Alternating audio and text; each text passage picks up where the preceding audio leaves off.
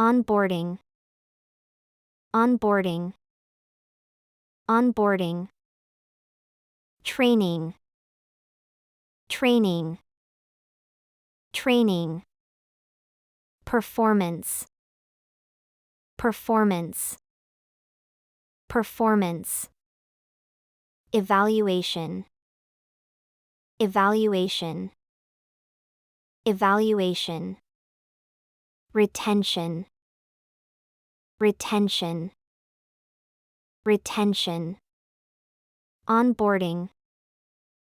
For example, effective onboarding can improve employee retention.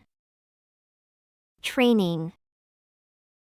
For example, all new hires undergo a training period. Performance. For example, his performance review will be conducted next week. Evaluation.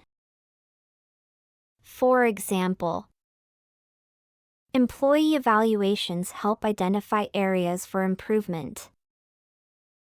Retention. For example, improving staff retention is one of our main goals this year.